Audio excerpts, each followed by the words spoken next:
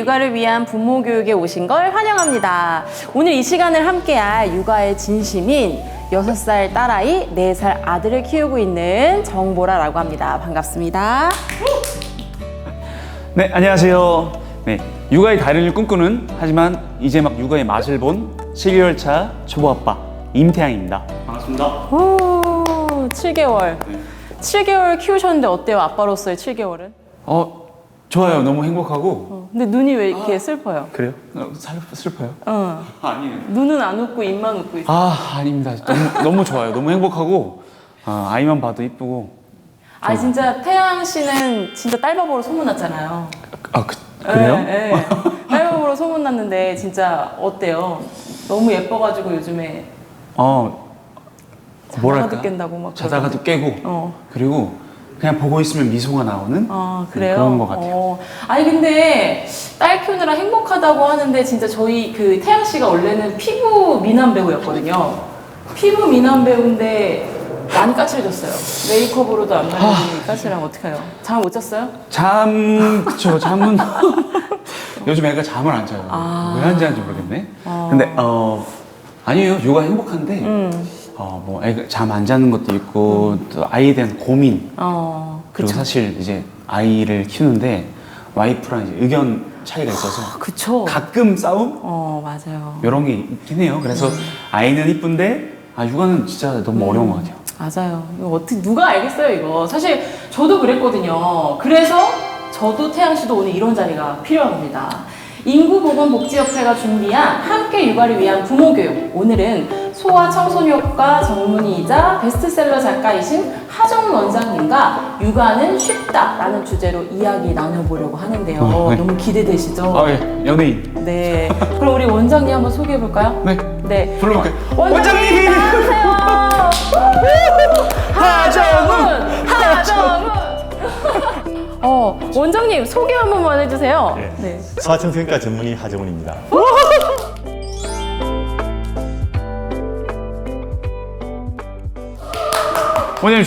원장님 완전 찐팬입니다, 진짜. 원장님 책도 다 보고요. 네. 그리고 저희 와이프의 출산과 네. 그리고 제가 요즘 이유식 만들고 있거든요. 예. 그 삐뽀삐뽀 119 예. 네, 이유식 책을 아주 정독하고 있습니다. 예. 태양 씨 잠시만요. 네, 제가 그 6살, 4살 육아 선배로서 먼저 질문할게요.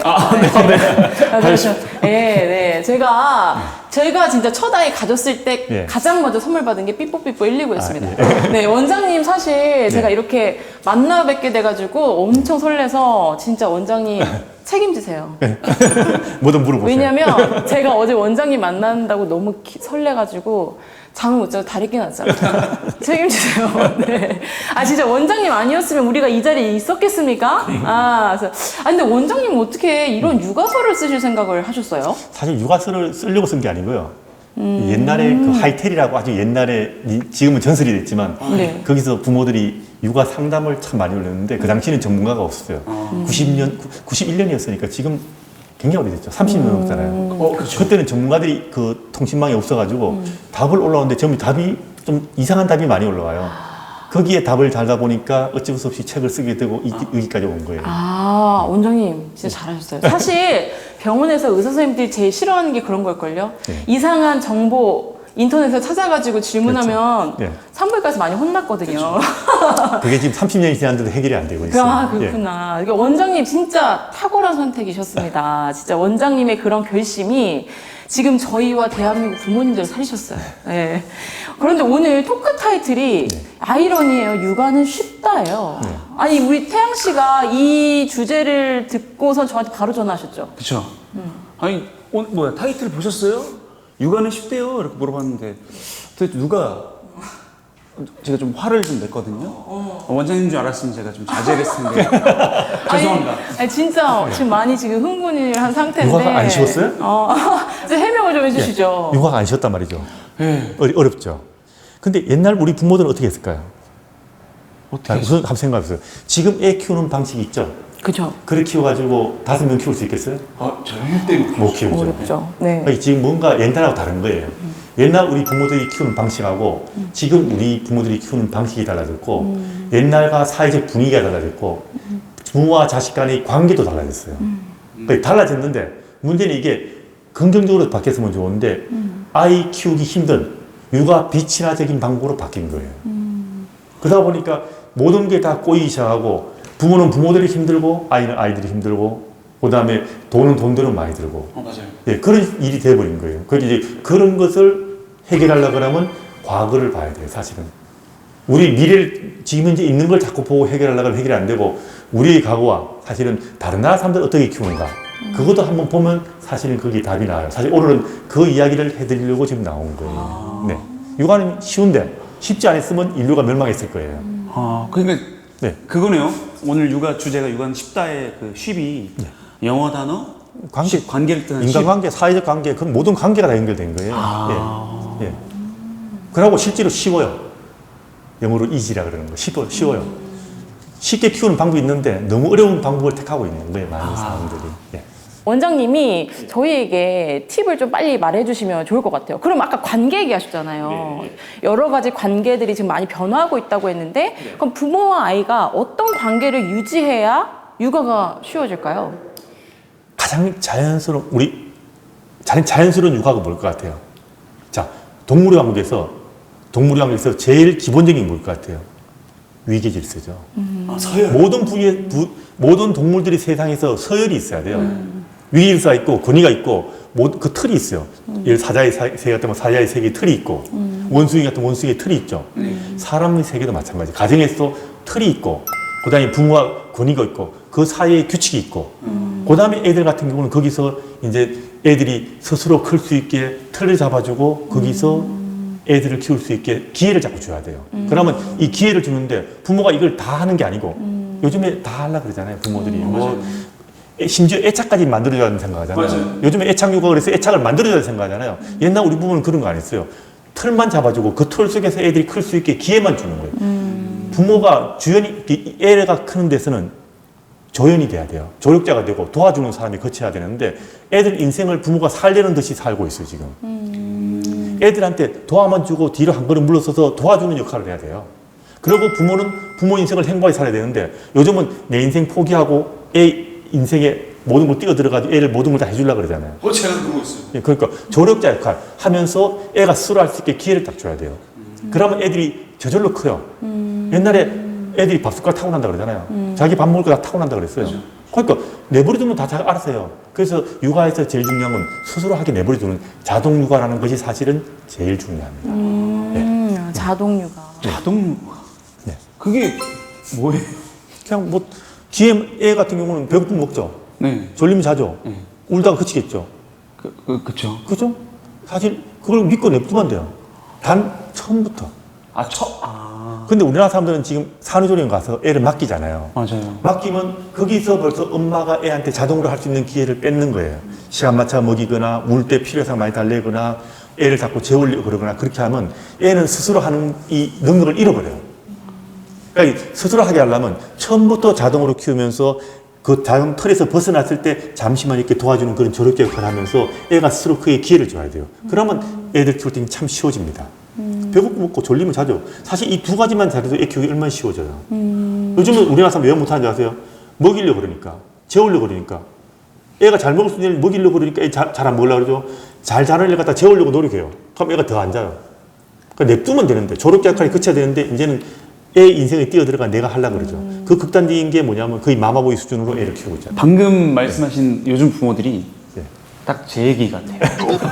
아니, 네. 박사님, 네. 저 칭찬해 주세요. 네. 저 머리 쓰다듬어 주세요. 제가 예. 자동 육아를 예. 했습니다. 예. 제가 사실 모자동실 얘기했는데 예. 사실 저 비난을 좀 많이 받았거든요. 친구들한테 야, 너 애가 그렇게 우는데 뭐 이렇게 예를 들어 뭐 그렇게 힘든데 조령까지 해가지고 왜 모자동실하고 있냐. 근데 사실 저는 아이랑 있는 게 너무 좋아서 잘하셨어요. 예, 그래서 그냥 먹고 싶을 때 먹이고 네. 자면 그냥 냅두고 왜냐면 저도 힘드니까 그냥 그럼요. 저도 그냥 그러니까 사실 저는 육아가 어렵지가 않았어요. 그렇죠. 그래서 저의 경우는 아 이렇게 키우면 나는 한 넷다섯도 낳을 수 있겠다 이렇게 생각할 정도로 되게 쉬웠는데 많은 사람들이 요즘의 엄마들은 이게 약간 의학적으로 과학적으로 너가 지식이 부족하기 때문이야 그렇게 하면 절대 안 되라는 말을 정말 많이 들었거든요. 그렇죠. 그래서 이 고생을 하는 거예요. 이게 우선 내 자신을 먼저 생각해야 돼요. 물론 신생아 초기에는 아기를 위해서 많은 걸 해야 되지만 약간 크기 시작하면서부터 나를 우선으로 생각해야 돼요. 그래서 내가 졸리면 자야 되겠다 생각하고 밤에 애들 반응을 줄여가면 애는 저절로 잘 자요. 수면 의식을 하면서 수면 교육을 하면서 시간이 지나면서 자기 냅두면 돼요. 그럼 애들은 다 잘 자요. 옛날 우리 부모들이 수면 교육 했을 것 같아요? 안 했죠? 안 했을 것 같아요. 옛날 우리 부모들은 수면 때문에 고생 안 했어요. 단칸방에 8명씩 살았거든요. 근데 아무도 고생 안 한 이유가 새벽 5시 일어나가지고 연탄불 하고 밥하고 그다음에 반찬하고 상칠해야죠. 그러니까 저녁에 늦게 자잖아요. 근데 애 밤에 깬다고 깰 수 있을 것 같아요? 못 깨죠. 부모가 자는 거예요. 그럼 애는 무조건 잠을 자요. 그러니까 그게 자동 육아예요. 그러니까 애가 자기 냅두는 거. 내가 자야죠. 내가 자면서 내 인생을 살면서 애는 자기 인생을 사는 거예요. 근데 요즘 엄마들은 내 인생 안 사고 애기 인생 살고 애기가 해야 될 걸 내가 대신하고 있죠. 그러니까 힘든 거죠. 근데 저같이 이제 모자 동시를 좀 최소화했거든요. 네. 저희 와이프가 네. 출근을 바로 해야 돼서 그렇죠. 저희 와이프 회복에 모든 걸 올인했어요. 네. 그래서 이제 때 되면 먹이고 네. 재워야 될 때 재우고 이런 걸 제가 다 했거든요. 그래서 그런지 아이가 안 자면 제가 재우려고 애쓰고 네. 울면은 안아주고 이런 걸 하다 보니까 네. 지금은 잘 안 자요. 잘 안 자면 재우려고 그랬으니까. 그런 경우에 사실은 제일 중요한 것은 처음부터 신생아 초기부터 뭐 사람들이 쓰든 안 쓰든 그건 상관없어요. 제일 중요한 건 아기를 24시간 보면서 애 리듬하고 부모 리듬을 맞춰야 돼요. 그리고 회복도 이야기가 사실은 애 놓고 난 다음에 처음에 엄마가 아기를 돌보면 회복이 굉장히 빨라요. 아, 그래요? 외국 사람들은 일주만 지나면 움직여서 다. 우리 큰 수술하고 난 다음에 한 2, 3일 지나면 어떡할 것 같아요? 움직이라고 하잖아요. 맞아요. 그러니까 빨리 움직이고 애를 볼수록 빨리 회복이 돼요. 산후조리는 누워있는 게 아니고 움직여서 애를 돌봐야 빨리 좋아집니다. 그게 뭐 서양 사람들과 우리나라 사람의 몸의 구조가 달라서 그런 게 아니고. 뭐 우리나라 사람들은 인류가 아닌가요? 똑같은 인류인데 그냥 그렇죠. 그리고 베트남 사람, 필리핀 사람 다 애 놓고 바로 움직여서 금방 좋아지는데요. 일주만 지나면 누가 엄마인지 누가 이모인지도 몰라요. 그만큼 빨리 좋아져요. 그럼 저같이 첫 단추가 좀 약간 잘못 끼어진? 그다음 방향을 보고서 빨리 개선을 해야죠. 개선을 할 수. 이제 그거를 이제 이 육아 전체의 공부를 알고 해야 돼요. 이제 우리 지금 같으면 실무하는 게 있잖아요. 실무를 모르는 사람이 그 실무를 하려고 노력하면 어렵죠. 그럼 모르는 사람이 실무를 하려고 할 땐 제일 먼저 할 게 뭐가 있어요? 공부하라고 그럴 거 아니에요. 알면 쉬워지고 알면 뭔가 잘못됐을 때 고칠 수 있는데 모르면 못 고칩니다. 그래서 공부를 좀 하는 것이 중요한데 우린 공부를 안 하고 자꾸 인터넷만 뒤져요, 사람들. 맞습니다. 근데 이런 거 있어요. 우리 코끼리를 알고 코끼리 코를 공부하면 쉽죠. 코끼리를 모르고 코끼리 코를 공부하면 어때요? 코끼리 모양이 갑자기 길게 생길 거 아니에요. 무슨 기본적인 공부가 되고 난 다음에 검색을 해야 되는데 모르는 상태에서 그냥 검색부터 하니까 코끼리가 코처럼 느껴지기도 하고 코끼리 발톱에 대한 글을 보면 코끼리가 조개처럼 느껴질 거 아니에요.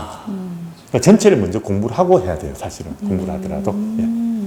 그러니까 뭐 여러 가지 뭐 헬리콥터만 뭐 타이거만 캥거루만 이런 건 좀 어려울 수 있는데 사실 조력자는 쉽죠? 잘할 수 있을 것 같아요. 부모가 애한테 매달려가 뭘 하니까 맨날 내 인생을 안 사니까 뭐 헬리콥터만 그리고 심지어는 뭐 노예 육아 뭐 그런 거 다 이야기하잖아요.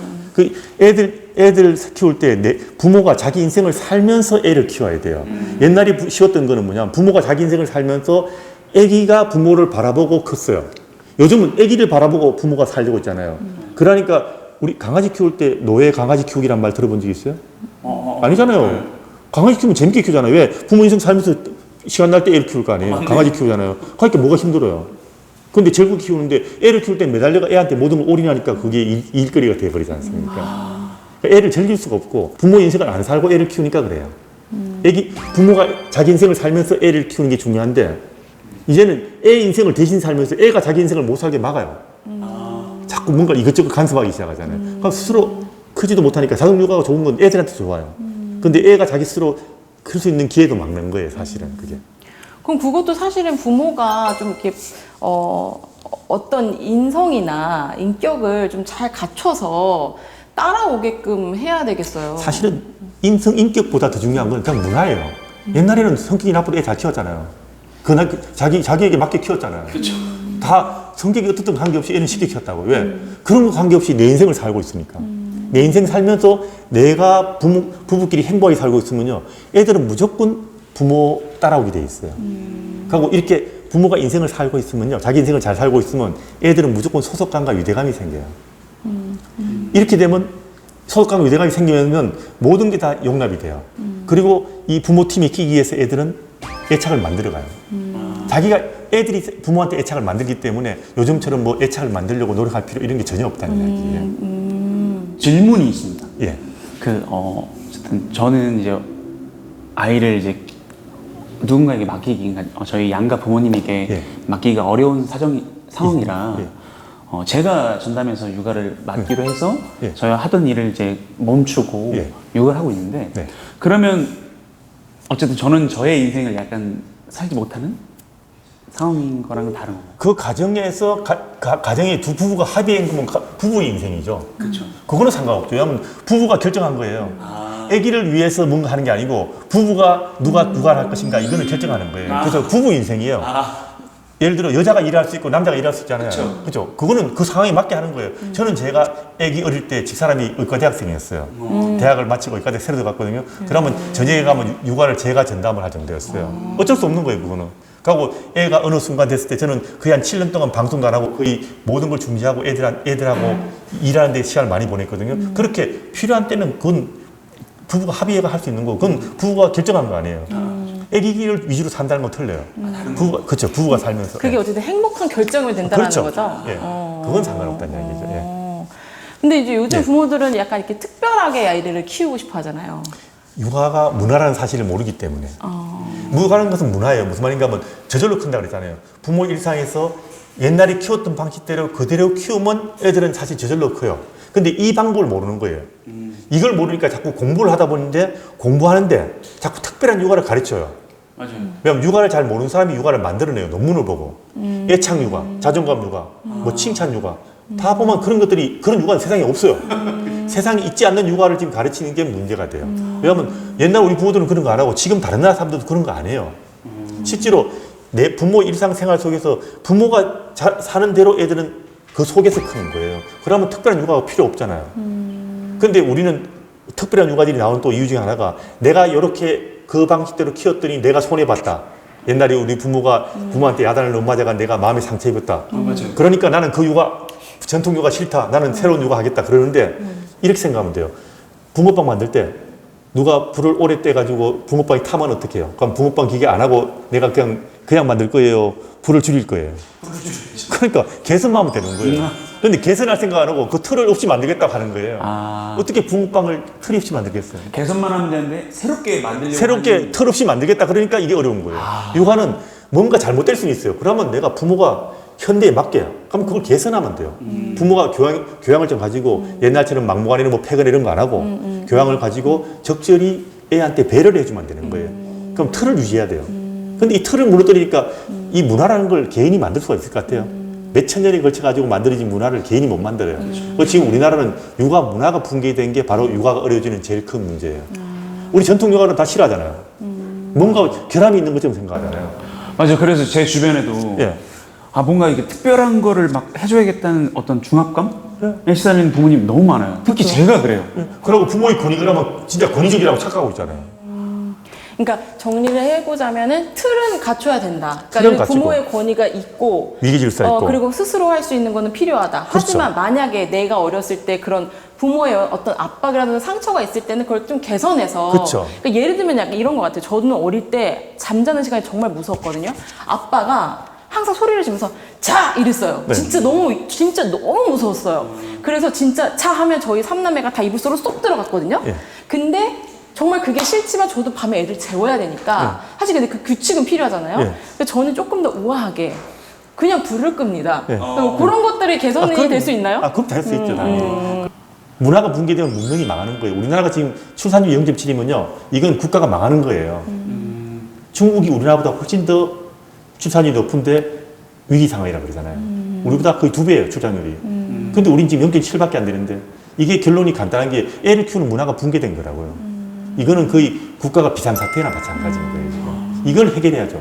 그걸 해결하기 위해서 이런 프로 만드는 거 아니에요. 쉽게 키우는 법. 애를 2명, 3명 키우는 법이 돼야 돼요.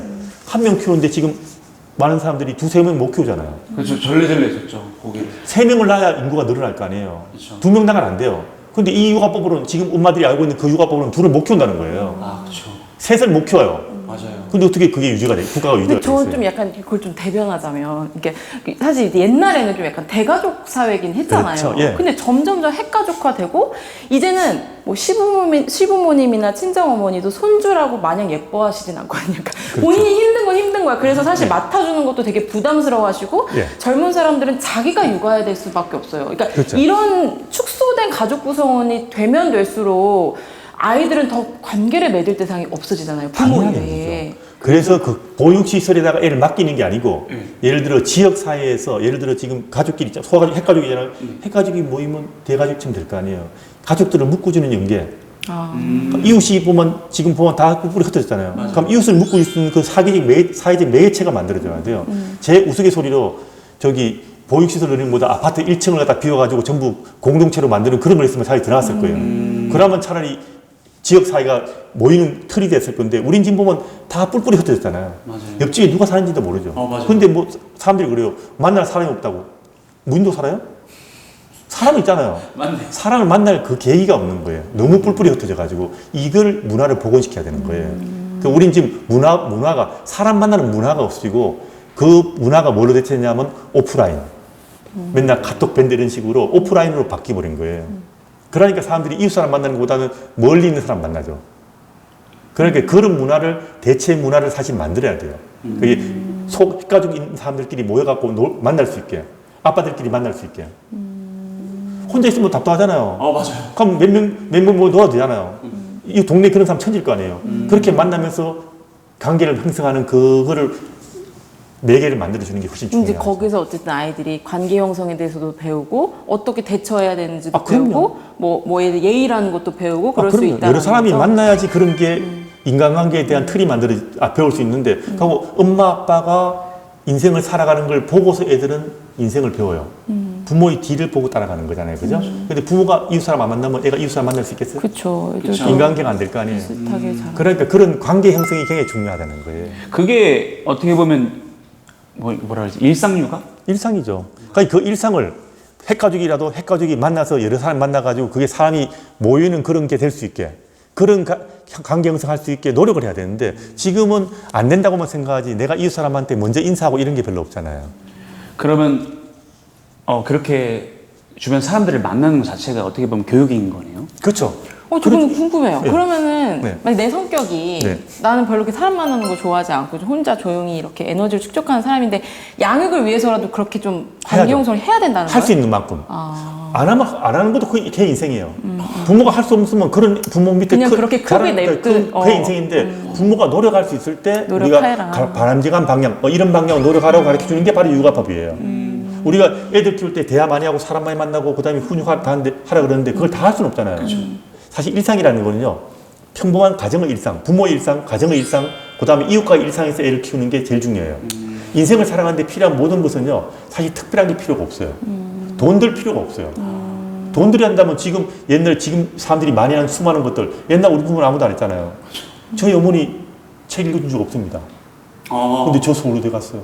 그거 그냥 타고나게 머리 좋은 거 아니에요? 아니 제 친구들 다 그래요. 그 서울대 간 사람 다 그럼 그런 사람일 것 같아요? 그러니까 그런 거 하지 않고도 간 사람이 대부분이라 이거예요. 옛날 애들은 누가 책을 읽어줬어요? 아무도 안 읽었어요. 그치. 그 그래서 다 시대는. 똑같은 공부하고. 근데 그게 왜 요즘 책을 읽어줘야 공부 잘할 거라 생각하는데요? 저 매일 책 읽어주거든요. 그럼 예를 들어 별 내용도 없는 거. 근데 그 책을 저는 초등학교 들어갈 때가 기억 이유도 몰랐는데 영어는 중학교 1학년 가서 ABCD 처음 배웠는데요. 그래도 가능하다고요. 이 가능한데 꼭 마치 돈을 들여야 되는 것처럼 지금 사람들이 착각을 하고 있는 거예요. 일상이 아닌 일을 하고 있는 거예요. 초등학교 들어갈 때까지는 사실 그런 게 필요가 없어요. 안 해도 돼요. 그러면 책 한 자를 더 읽어주는 것보다 차라리 아이를 데리고 나가서 사람들을 만나는 게? 사람 만나죠. 예를 들어 뭐 동물원 가는 것보다 더 좋은 거는요. 이웃 사람 만나는 거예요. 특히 3세 이전 애들은요. 특별한 거 예를 들어 뭐 좋은 데 가서 산책하고 뭐 산에 가서 뭐 숲을 구경 이런 거보다 더 좋아하는 것은 옆집 사람 만나고 친척 만나고 사람 만나고 이런 일상생활 속에서 애들은 인생을 모든 걸 다 할 수가 있습니다. 저 육아하면서 네. 사람이 정말 고팠거든요. 네. 이제 뭐랄까 완벽한 이유가 생겼네요. 그렇죠. 아이와 함께. 예, 같은 동명상리라는 거. 사실 이건 동명상리라는 말 자체가 웃기는 거예요. 육아는 즐거워요. 애를 재밌게 키우면 같은 즐거움을 나누는데 요즘은 우리나라 사람들은 동명상린이라 그래요. 그걸. 워낙 육아가 힘들어지니까. 그래서 육아를 쉽게 하려고 그러면 어려운 걸 다 빼면 돼요. 부모가 애한테 너무 개입하지 않으면 돼요.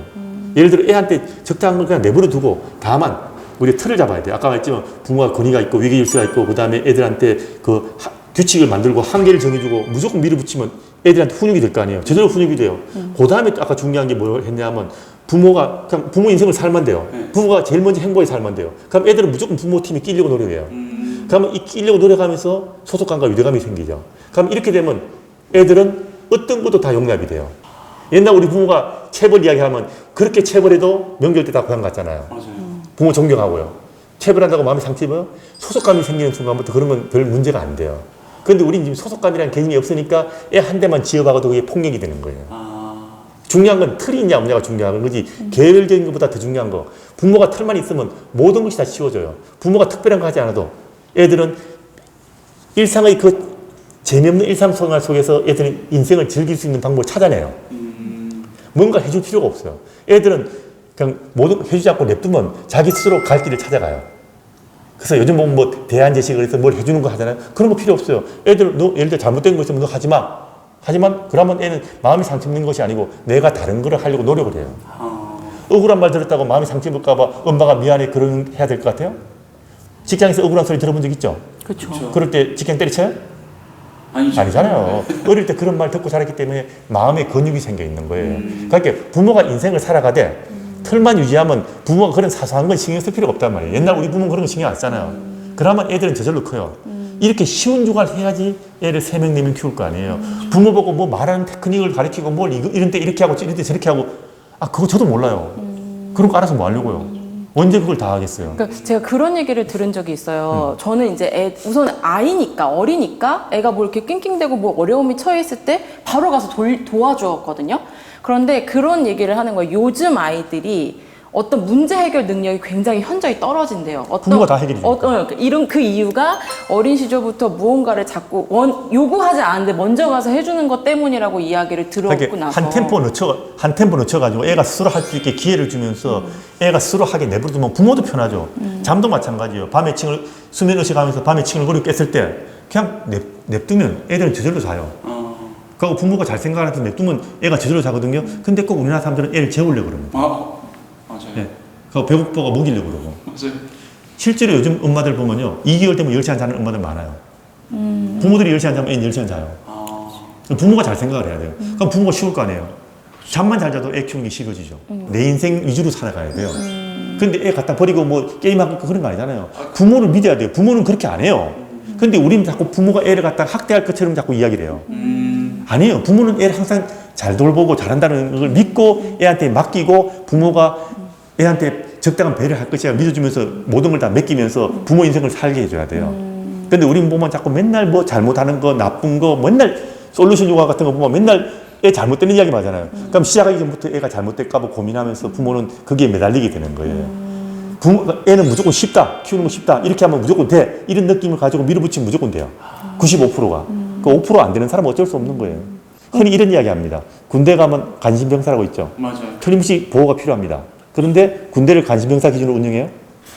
아니죠. 마찬가지로 문제 있는 애가 있어요. 그러면 정상 애들을 그런 문제되는 애처럼 키우냐? 아니죠. 애착 그런 걸 왜 걱정하는데요? 부모가 인생을 살면서 애는 저절로 부모가 그런 게 다 저절로 되는데 그걸 믿고 부모 인생을 살면서 애를 적당히 돌보면 돼요. 조력자 역할. 그것만 하면 되고 일상을 살면 사실 일상생활 속에서 애를 키우는 것이 부모가 자꾸 특별한 걸 해주는 것보다 훨씬 더 잘 돼요. 거기 자잘한 일상 특별히 재밌지 않고 자잘한 일상생활 속에서 내게 필요한 것을 찾는 능력. 이게 인생을 살아가는데 제일 중요한 능력이에요. 그리고 오늘하고 똑같은 내일. 그런 내일을 10년을 살 수 있는 능력. 그래야 돈 안 드는 육아, 평범한 육아. 그다음 일상생활 속에 가져가고 그냥 같이 밥만 먹어도 즐거운 육아. 돈 안 들고 얼마나 행복한데요. 이걸 즐길 줄 알아야 되는데 애도 그걸 즐기려고 그러면 어릴 때 너무 재밌는 걸 해주면 안 되는 거예요. 근데 저 좀 궁금한 게 네. 이제 부모의 행복이 되게 중요하다고 하셨잖아요. 네. 근데 자칫 오해하시는 부모님들은 그러면 부모가 무조건 행복하면 되니까 내가 이 아이의 어떤 애착이나 이런 거 상관없이 나만 행복하면 돼라고 오해할 수도 있지 않을까요? 있죠. 그래서 항상 강조하는 게 가정의 틀이 있어야 된다 그랬잖아요. 틀. 이 틀. 항상 가정에 틀이 있고 규칙이 있는데 그 규칙은 애한테만 있는 게 아니고 부모도 똑같이 규칙이 있어요. 사실 세 가지가 중요하다 그러거든요. 네. 첫 번째가 뭐냐 하면 애기 옆에서 어른들의 일상 대화가 많아야 돼요. 아. 언어 발달. 요즘 코로나 때문에 제일 문제되는 게 뭐예요? 언어잖아요. 그렇죠. 그냥 밖에 나가서 사람 안 만나니까. 맞아요. 어른들의 일상 대화를 들어야 돼요. 지금 우리나라 사람들 어른들 일상 대화를 별로 안 듣잖아요. 맞아요. 부모하고 둘이 있잖아요. 그러면 엄마 아빠 떠드는 이야기 가지고 거기는 문법도 없고 답도 없고 문장이 충분하지 않잖아요. 그 말 들어가 언어를 제대로 못 배워요. 그래서 어른들의 일상 대화가 많을수록 엄마가 혼자서 하면 힘드니까 옆집 사람 만나야 돼요. 아, 첫 번째가 애기 옆에서 어른들의 일상 대화. 두 번째가 가족 아닌 사람도 만나서 매일 놀아야 돼요. 옛날에 이웃 사람 맨날 만났잖아요. 맞아요. 그러니까 이웃 사람들 맨날 만나듯이 매일 이웃 사람과 어울려 놀 수 있는 이런 게 돼야 돼요. 그럼 옆집에 사람들 다 있는데 안 만나잖아요. 이거를 복원해야 돼요, 문화를. 만날 기회를 줘야 돼요. 근데 입 벌리기 쉽지 않죠. 봐도 그냥 멀뚱멀뚱. 왜? 누가 한 사람 인사하면, 아, 예, 그러잖아요. 맞아요. 그런 식으로 누군가가 그런 걸 줘야 되는데 우린 옆집 사람하고 만날 틈이 없잖아요. 먼저 말 끊기 어렵잖아요. 소극적인 사람들이 어렵잖아요. 그래서 그런 걸 할 수 있어야 애들이 다른 사람 만나는 능력, 인간관계를 배워요. 첫 번째가 언어 발달, 두 번째가 인간관계인데 부모가 다른 사람 만나는 걸 보고 인간관계를 보고 배우는 거예요. 인간관계는 못 가르쳐요. 부모를 보고 배워요. 제가 은근히 낯이 많이 가리는데 지금부터라도 그러면 이웃 사람 만나가 맨날 인사드리고 인사하고 만나고 떠들고 이야기하고 사람들과 밥 같이 먹고 노는 거예요. 세 번째가 뭐냐 하면 훈육을 해야 돼요. 어릴 때부터. 훈육이란 거 아까 틀 잡아가지고 애들은 훈육을 하면서 자기 통제가 생기는데 그 통제가 만 2세가 되기 전까지 기본 틀이 끝나야 돼요. 3살까지요? 만 2살. 네. 그러니까 흔히 3살 그러는 만 2살까지 기본 틀이 끝나야 돼요. 그래야 애들이 이 자기 통제라는 걸 배우고 자기 통제를 배워야 인생을 살아갈 때 내가 게임하고 싶어 시험 공부할 때 게임 안 하고 시험 공부할 수 있죠.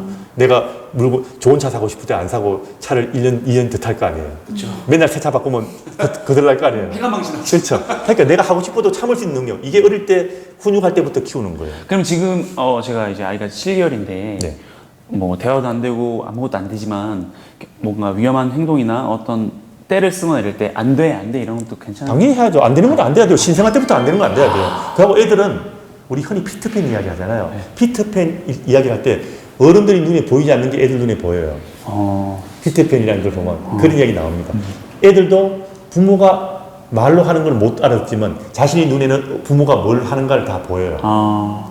애들이 엄마 말 알아들어요. 아빠 말 알아들어요. 어릴 때도. 그래서 애를 잘 키우는 사람한테 예를 들어 2개월, 3개월에 이제 키우는 엄마한테 얘가 엄마 말 알아들어요. 그러면 잘 키우는 사람들은 당연히 알아듣죠. 말을 해요. 근데 잘 못 키우는 엄마들은 에이, 어떻게 애가 말을 알아들어? 이렇게 말합니다.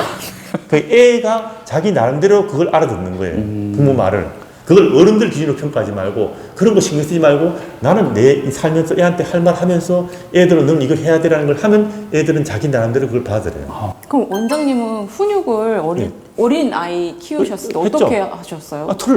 그냥 그렇게 그냥 그렇죠. 그걸 이렇게 특별하게 가르치는 게 매나 아니에요. 뭐 그런 건 그런 아니에요. 것들 없이 그냥 진짜 그런 틀 하나로 훈육이 다 가능해졌다는 거죠? 그렇죠. 그걸 한 되고 이제 그런 틀이 있으면 애들한테 특별한 그런 게 필요가 없어요. 물론 잘 키웠냐 그건 제가 잘 자신 못합니다. 그렇지만 저희 방식은 그런 거고 저도 어릴 때 처음에 애 키울 때 미숙했죠. 저는 제가 어릴 때 저한테 이런 상담 조언해 준 사람 별로 없으니까. 근데 이제 지금은 이제 그래도 여러 가지 조언들이 이제 사람들이 할 수 있잖아요. 근데 사람들이 자꾸 여러 가지 수많은 조언 중에서 뭐가 옳은가를 잘 모르는 거예요. 너무나 많은 정보들이 있다 보니까. 근데 하나 확실한 건 이거예요. 육아의 전문은 소아과라는 거예요. 그리고 육아라는 건 정상 애들을 쉽게 키우는 법이에요. 그러니까 문제 있는 애를 키우는 방법이 아니에요. 그래서 솔루션 육아를 하면 안 돼요. 문제 있는 애를 키우는 방식을 따라하면 전부 문제가 생겨요. 그러니까 쉽게 키우는 방법. 참 쉽죠. 제가 말한 게 별로 없잖아요. 그냥 간단해요. 애 우는 애 좀 적당히 달래주고. 제가 처음 우리 집 애가 났을 때 우리 어머니가 뭐라 그랬냐면 야야 애는 애 우는 거 겁내지 마라. 애는 울어야 머리가 좋아진다 그랬어요. 그럼 저는 별로 겁 안 냈어요. 그러니까 실제로 우는 거 한 60%만 달래줘야 돼요.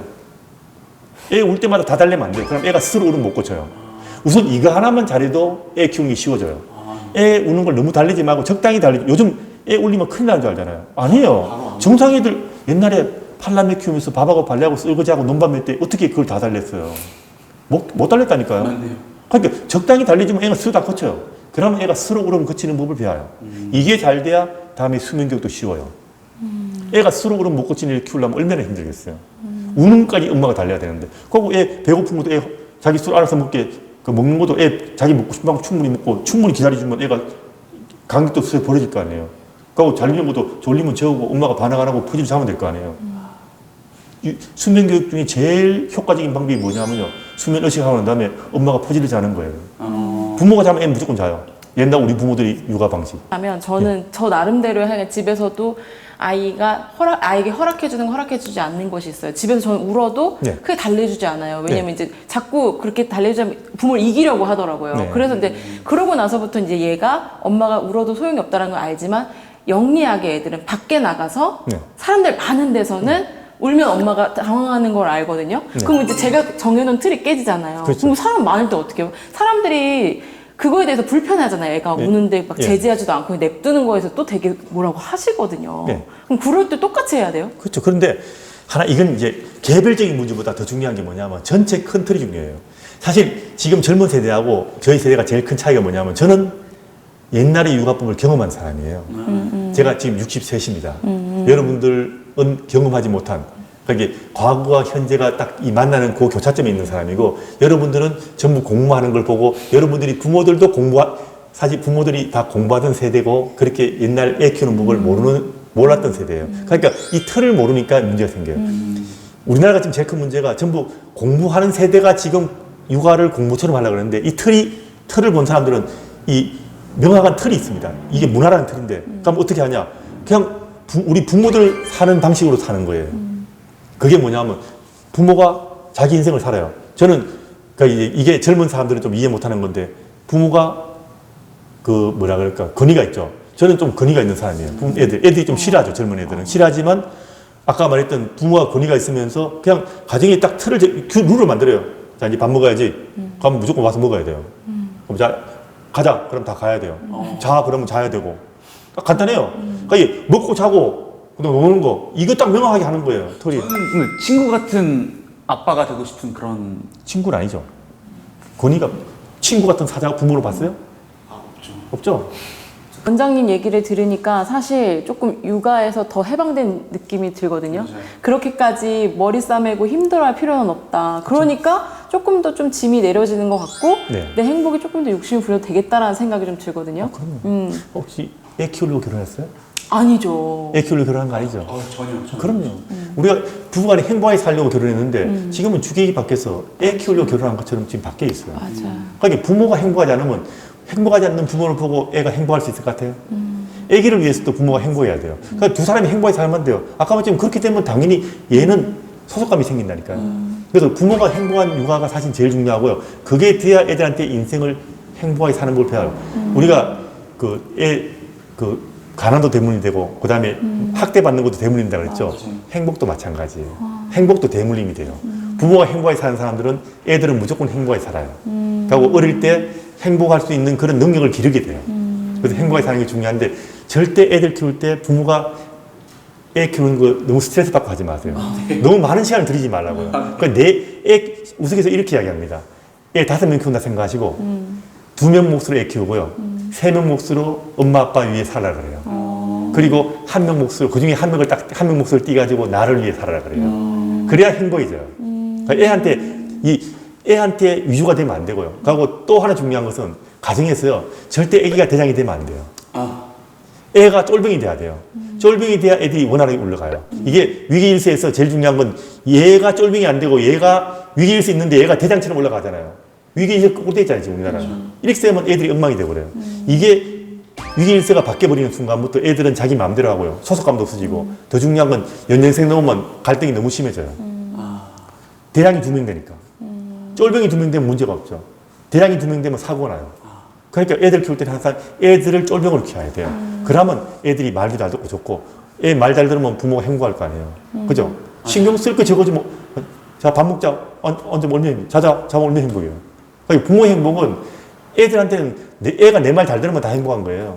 부모가 행복하게 살고 애 말 잘 듣게 가르치면 돼요.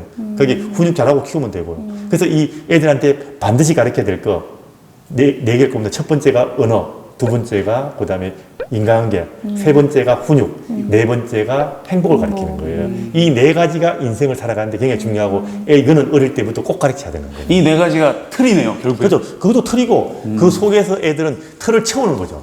그러니까 이 디테일하게. 틀 만드는 속에서 그다음에 이게 하드웨어라면 이 소프트웨어를 채워 나가는 거죠. 이게 그런 식이죠. 예. 그러니까 그래서 사실 행복하게 자란 애들은 네. 말하는 거라든지 행동하는 것들도 좀 다르잖아요. 다 그러니까 행복하죠. 보면 다 느껴지고. 사회도 행복해져요. 근데 요즘 찌들린 것처럼 느끼잖아요. 그 찌들린 것처럼 느끼지만 그 사회도 찌들리게 돼요. 그러니까 부모가 행복하다고 느껴야 돼요. 사실 옛날보다 훨씬 잘 살죠. 네. 요즘 잘 살아요. 저는 제가 대학 다닐 때 삼겹살이라는 걸 잘 못 먹어봤어요. 뭐 차도 없고 아무도 없고 지금 다 갖고 있는 사람 많잖아요. 지금 아무리 가난해도 제 대학 다닐 때보다 훨씬 잘 살아요. 근데 더 많은 걸 원하니까 마음이 항상 뭔가 비어 있잖아요. 현재 만족하고 살 수 있는 그런 능력도 키워야 돼요, 사실은. 그래야 애들 앞에서는 항상 부모가 행복하게 살아줘야 애들도 행복을 배운다는 거예요. 근데 결국 부모의 가치관이 중요한 것 같네요. 그렇죠. 그러니까 예. 무엇을 위해서 이 세상을 살아가고 있는지, 그러니까 뭐 어떤 기준과 이 세상에서 경쟁하는 그런 구도가 아니라 정말 자신의 인생에 있을 행복을 먼저 부모가 찾지 않으면 아이들한테 그게 절대로 안 되죠. 그게 부모를 보고 아이들이 따라오니까 그렇죠. 절대로 내가 일하는 그럴 이유가 수밖에 뭘 것 같아요? 가족끼리 가족하고 행복하게 살려고 일하는 거 맞아요, 아니에요? 맞아요. 그러면 돈 적게 벌어도 내가 행복하게 살 수 있는 방법이 지금 있는데 굳이 행복을 포기하고 일에 매달릴 필요도 없는 거죠. 그 제가 한 7년간을 거의 일을 중단하고 애하고 맨날 애 초등학교 그 초기 쪽에 그냥 우리나라 다 돌아다녔어요.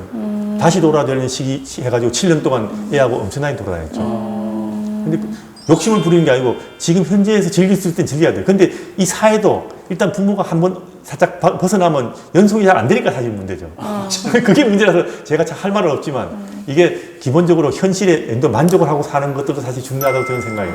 애하고 있는 시간을 즐길 수 있는 거. 근데 이게 부부간에 함께 있는 거 즐겁고 돈이 없어도 즐거울 수 있어야 돼요. 뭔가 내게가 없이 특별한 맛있는 곳에 맛있는 걸 먹지 않아도 행복한 거. 그래서 항상 일상을 즐길 줄 아는 사람으로 키워야 돼요. 애들도. 그리고 나도 따분한 일상을 즐길 줄 아는 사람으로 크는 게 좋아요.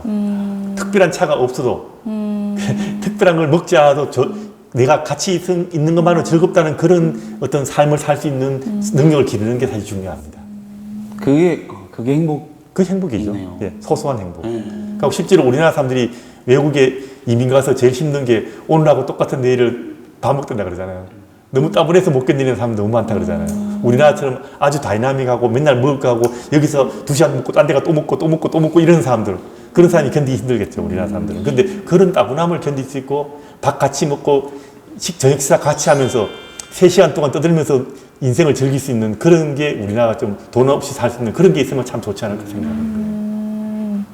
그러니까 저는 이런 행복의 기준에 대해서 이제 부모들이 조금 더 상대적인 뭔가 사람들이 원하는 그 기준에서의 그 행복이 아니라 자기 행복을 잘 찾는 것이 너무나 중요한 것 같고. 그렇죠. 가족과 함께 있는 것을 즐긴다는 그런 걸 지금 우리나라 방송에 별로 없어요. 없어요. 그러니까 애를 키우는데 애 키우는 게 즐겁다는 프로도 애 키우는 게 좀 어렵게 느껴지죠. 애 놓기 전부터 어렵다 생각했죠. 왜냐면 우리나라 어려운 건 보여주니까. 애 키우는 게 쉽고 재밌는 걸 자꾸 보여주고 세뇌를 시켜야 돼요, 사실은. 세뇌를 시켜주면요, 애 키우기 쉬워져요. 근데 애 키우기 어렵다는 것만 보여주니까 애 키우기 전부터 포기를 해요. 그치, 그러니까는 딩크족이 나오죠. 그렇죠. 네. 그러니까 애 키우는 게 쉽다는 걸 보여주고 쉽게 키우는 걸 보여주면 아주 쉬워져요. 그리고 가족끼리 밥 먹으면서 즐거운 대화를 하고 이런 것들이 즐겁다는 걸 보여주면 사람들이 그걸 즐겁게 느껴져.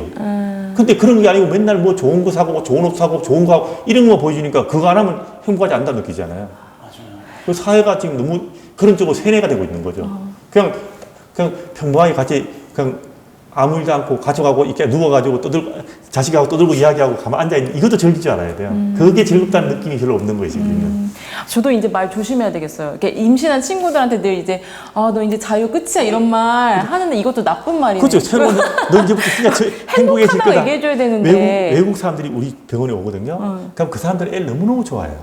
애를 맡긴다 상상을 못해요. 왜? 인생이 이렇게 즐거운 걸 왜 맡기는데? 그런데 우리나라 사람들은 애 놓기 전부터 힘들고 죽겠다 그러잖아요. 그러니까 이게 애를 못 놓는 거예요. 그러니까 애 키우는 게 즐겁다는 걸 국가에서 돈을 들여가 세뇌해도 모자랄 판에 우리나라에서는 지금 어려운 것만 떠들고 있잖아요. 맞아요. 이 어려우니까 지원하자. 그걸 왜 지원받아? 안 놓으면 되는데. 그렇죠. 지원 안 받고 안 놓으면 될 거 아니에요. 그게 아니고 놓으면 즐겁고 재밌고 이걸 갖다 개 키울 때 지원해야 키웁니까? 아니잖아요. 내 돈 들여 키우잖아요. 그러면서 왜 국가에서 지원 안 해주고 뜯는 사람 아무도 없잖아요. 그쵸. 왜? 재밌으니까.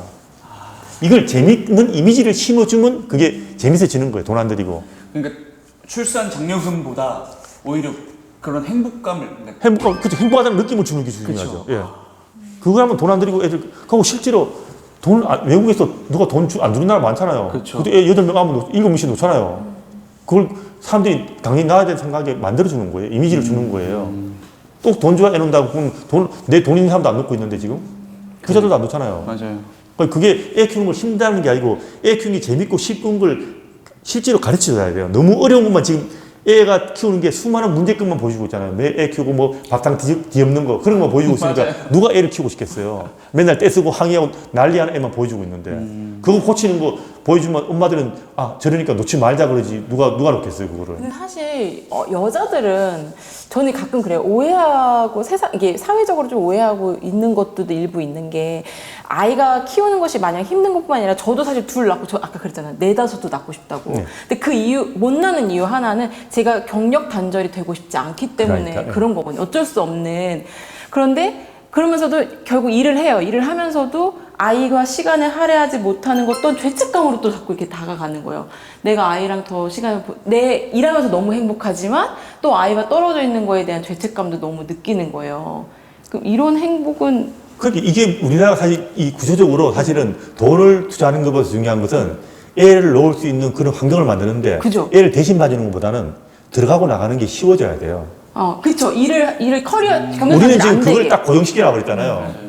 이 들어가고 나가는 게 이 경직돼 있으니까 내가 나가면 못 들어오니까 안 나가요. 네. 그러니까 들어가고 나가는 게 이게 사회가 합의를 해야 되는데 뭐 제가 관여할 바 아니지만 제가 느끼는 건 그거예요. 네. 우리는 들어가고 나가는 게 거의 경직돼 있으니까 내가 나가고 쉬고 싶어도 쉴 수가 없다는 거예요.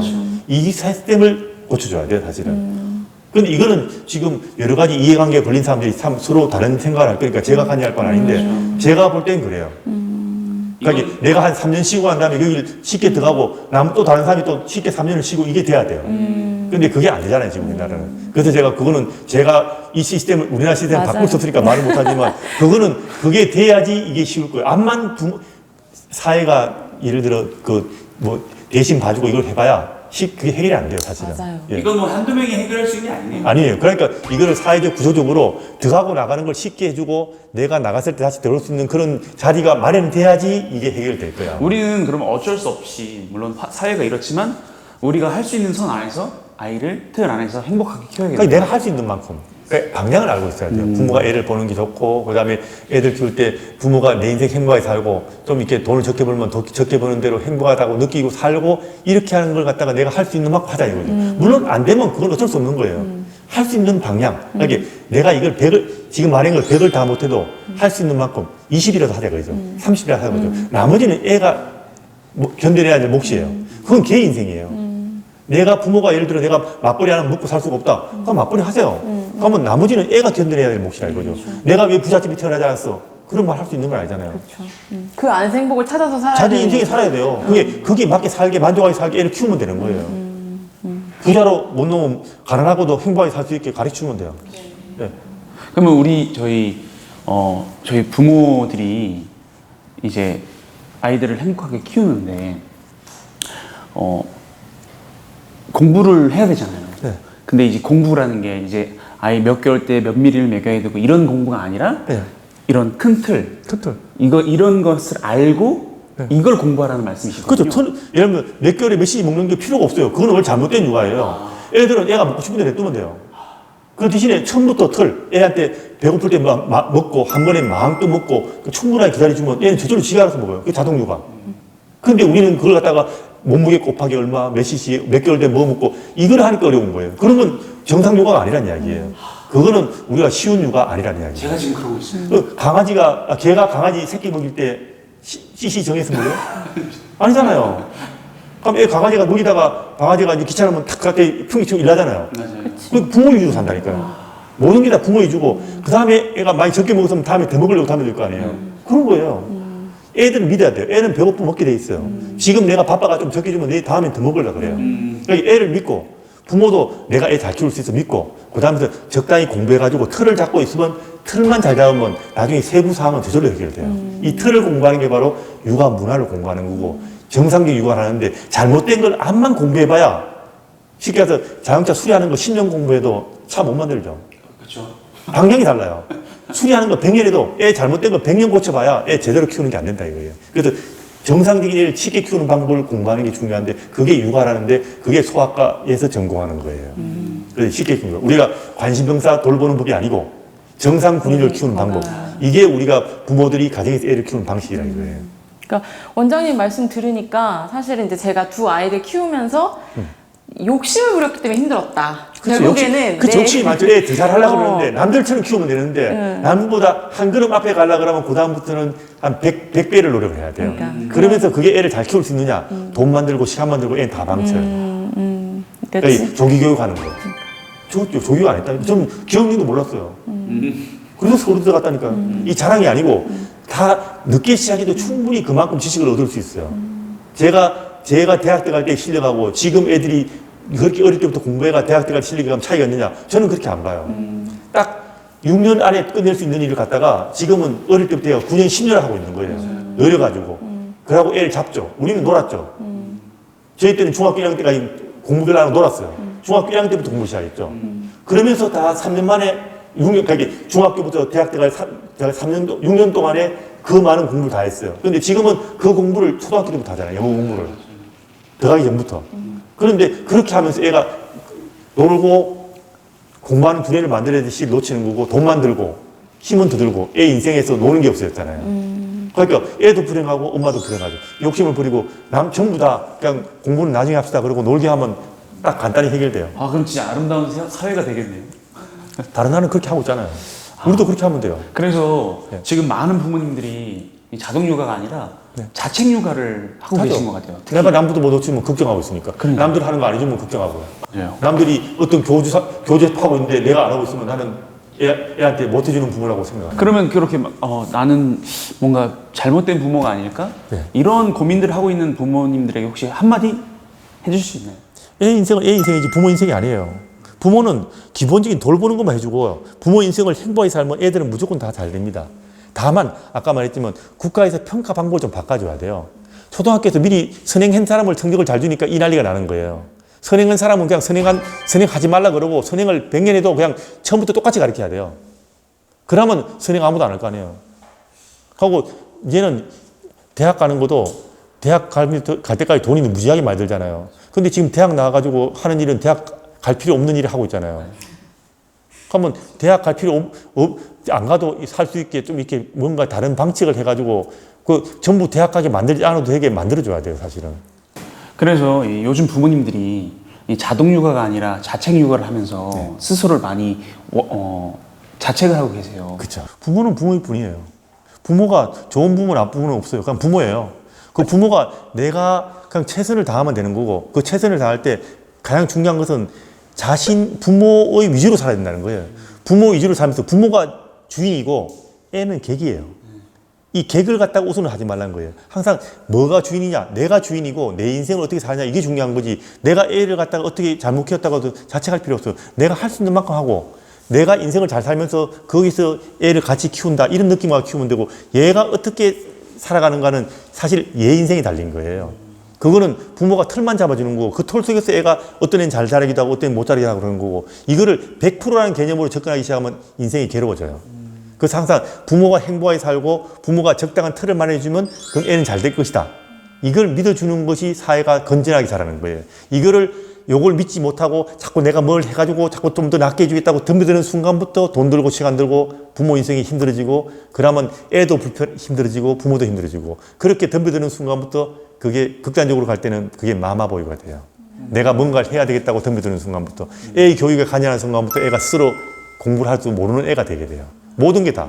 그래서 내가 해주는 것이 얘한테 최선이다. 나는 이만큼 줄 수 있으면 최선이다 믿고 내가 남보다 적게 해준다고 해서 고민할 필요 없고 그러니까 부모가 내가 볼 때 최선을 다할 수 있다고 생각하면 그걸로 만족이에요. 그런 자책을 하는 부모들은 이미 벌써 그런 충분히 잘하고 있는 자격이 있는 잘하고 있다고 저는 봐요. 그거 잘못하는 엄마들은 그런 자책도 안 할 거 아니에요. 그런 자책할 정도 된다 그러면 이미 그런 애를 잘 키울 수 있는 자격이 있는 거예요. 그래서 그런 거 하지 말고 지금 내가 해주는 게 최선이다. 그걸 믿고 있으면 돼요. 내가 할 수 없는 걸 하려고 노력하지 말라 이거예요. 네. 네, 오늘 원장님 말씀 들어보니까 좀 아무래도 보시고 계신 이제 부모님들의 마음이 조금은 위로가 되고 안심이 될 것 같아요. 가장 중요한 건 사실 건강한 자아, 그리고 인격, 그리고 흔들리지 않는, 이 세상과 어떤 기준에서 흔들리지 않는 그 행복, 그것을 본인이 소신 있게 밀고 나가면 부모가 최고예요. 네, 우리 아이도 그런 모습으로 따라오게 된다라는 말씀이잖아요. 그렇죠. 사실 굉장히 쉽네요. 어려웠어요? 아니, 되게 쉽네. 행복하면 되는 거잖아요. 부모가 그렇죠. 행복하고 그 틀을 잘 해주면 되고. 이렇게 쉬웠나 싶을 정도로 아까 화내셨잖아요. 이게 쉽냐고. 아, 그러니까요. 어때요? 태도 바뀌셨네, 지금. 완전 바뀌었어요. 그런데 네. 그게 사실 마음으로 옮기려면 또 쉽지 않아요. 이거는요, 문화이기 때문에 이게 생각을 바꾸는 거는 종교를 바꾸는 거와 마찬가지예요. 그래서 이거를 충분히 노력하고 난 다음에 그 틀을 내 마음 속에서 받아들일 수 있게 하려면 조금 시간이 걸릴 거예요. 특히 저는 이제 와이프랑 둘이서 함께 또 바꿔야 하니까 의견을 일치시켜야 돼요. 네. 두 분이 같이 해야 되는데 그게 또 생각보다 어렵습니다. 근데 결국은 잘 될 거예요. 그걸 믿고 있어야 돼요. 그러면 일이 좀 쉬워집니다. 네. 근데 내가 될까 고민하는 순간부터 안 돼요. 맞아요. 네, 우리 태양 씨 오늘 원장님하고 또 이런 이야기들 아주 실질적인 이야기를 나눴잖아요. 네. 소감이 좀 어떠세요? 사실은 원장님을 뵙기 이전 시간까지는 요즘 세대의 부모님들과 똑같은 육아를 했던 것 같아요. 면밀히 맞춰서 180ml 6스푼 넣어서 분유 먹여야 되고 4시간마다 밥 먹여야 되고 잠은 9시 이전에 무조건 자야 되고 이런 어떤 제 스스로를 옥죄는 스스로를 막 다그치는 육아를 해서 너무 힘들었던 것 같은데 이제는 원장님 말씀대로 틀을 만들어서 그리고 어떤 규칙과 그리고 내 스스로가 행복할 수 있는 그런 육아를 할 수 있을 거라는 자신감과 그리고 약간 지식을 얻게 된 것 같아요. 그럼 이제 앞으로 다시 피부 미남 될 수 있는 거예요? 1년만 기다려주세요. 네, 저도 사실 원장님 얘기 들었을 때 너무 옛날 방식을 이걸 따라가야 되는 건가 싶은데 사실은 듣다 보면 제가 하고 있는 것들이었어요. 그렇죠. 네, 그런데 이제 문화가 많이 바뀌지만 결국은 문화에서도 바뀌지 않는 건 개인의 행복인 거잖아요. 그렇죠. 개인의 행복, 그리고 가정의 행복, 아이의 행복. 그것은 아마 부모라면 문화가 바뀌어도 바뀌지 않을 거예요. 그렇죠. 나의 행복과 아이의 행복은. 요 키포인트 하나만 가지고 가면은 저 좀 쉽게 할 수 있을 것 같은데요. 그렇죠. 진짜 감사해요, 원장님. 맛있는 거 사드려야 될 것 같아요. 끝나고 맛있는 거 사드릴까요? 그리고 이제 이게 이제 육아 이야기 하다 보면 많은 사람들이 자꾸 이걸 옛날 육아, 요즘 육아 이걸 자꾸 맞아. 하는데 그거 아니에요. 맞아. 지금 우리가 옛날 육아를 하는 그런 방법들, 예를 들어 뭐라 그러죠, 그걸 노인네들 하는 이야기 있잖아요. 그런 이야기가 이게 실제로 다른 나라에서는 지금 하고 있어요. 제가 어떤 나라 육아 이런 걸 갖다가 지금 사람들이 책들이 나오잖아요. 그거 한 번씩 읽어보면 느끼는 게, 이거 우리 전통 육아네. 우리 전통 육아 똑같아요. 그게 우리나라가 지금 안 하고 있고 우리나라가 지금 포기한 육아들이 지금 실제로 지금 다른 나라에서는 수도 없이 많이 똑같이 하고 있어요. 부모 권 있는 거 얼마나 부모들이 권 있는데요. 그러니까 이게 우리나라 옛날 육아를 복원해야지 이게 정상적인 육아로 가는 거예요. 이게 정상 육아가 지금 다른 나라에서 하고 있는 거고 우리가 지금 많은 나라에서 하고 있는 육아, 지금 우리나라에서 하고 있는 육아법 중에 상당수가 사실은 이거는 어찌 보면 우리가 정상적으로 애를 키울 때 좀 힘든 방법들이에요. 그래서 좀 쉬운 방법으로 좀 문화를 복원해야 되지 않을까. 그러고 부모가 항상 내가 쉽게 애를 키우기 쉽다는 자기 체면을 걸고 애를 쉽게 키우는 방식으로 좀 나가야 돼요. 네. 애 키우기 힘들다. 그럼 내가 뭔가 지금 쓸데없는 걸 하고 있지 않나. 그 생각을 좀 한번 해보는 것도 필요합니다. 아니, 하정우 박사님 별명 하나 지어드리려고요. 몰라요. 육아전도사. 너무 진짜 너무나 귀한 정보 이렇게 사실은 굉장히 본질적인 얘기인데도 사실 그걸 찾는 게 왜 이렇게 어려웠는지 제가 오늘 이야기를 하면서 정말 마음이 덩달아 행복해졌습니다. 네. 지금까지 인구보건복지협회가 준비한 함께 육아를 위한 부모교육, 육아는 쉽다라는 주제로 지금까지 하정훈 원장님과 함께 했는데요. 오늘 이렇게 함께 했던 소감, 그리고 우리 부모님들에게도 또 해주고 싶으신 말씀 혹시 있으실까요? 네. 근데 육아는 쉬워야 돼요. 육아가 쉽지 않고 어려우면요, 이건 뭔가 좀 이상하지 않는가 생각하고요, 돈이 안 들어야 돼요. 육아는 돈 안 들고 쉽고 그다음에 재밌어야 돼요. 그러려면 자기가 너무 어려운 거 하지 말고 그냥 쉬운 육아를 택해야 돼요. 자꾸 뭔가 특별한 거 하려고 그러는 순간, 뭔가 자꾸 애를 가르치려는 순간부터 모든 게 어려워져요. 그러면 돈 들고 시간 들고 내 인생 건가요? 그래서 부모가 그냥 행복하게 살고 애를 키울 생각하는 것이 제일 중요하다는 겁니다. 네, 우리 원장님 말씀 들어보니까 사실은 진짜 육아가 본질적인 이 행복을 잃어버리지 않으면 굉장히 쉬운 것 같아요. 네, 쉽죠? 저 쉽게 할 수 있을 것 같아요. 네. 여러분의 육아 라이프에 조금이라도 도움이 되었으면 좋겠습니다. 오늘도 태양씨 행복 육아하시고, 네. 저도 집에 가서 행복 육아하고, 네. 우리 원장님 파이팅 하시고, 네. 저희, 우리 보고 계시는 엄마, 아빠들 모두 행복 육아하십시오. 네. 긴 시간 함께 해주셔서 너무 원장님도 감사드리고, 예. 우리 시청자분들께도 감사드립니다. 그럼 우리 마무리 인사하고 끝낼까요? 그럴까요? 네. 우리 주제로 한번 인사해보죠. 좋아요. 네. 원장님 준비되셨죠? 네. 하나, 둘, 셋 한번 해보겠습니다. 하나, 둘, 셋. 육아는 쉽다.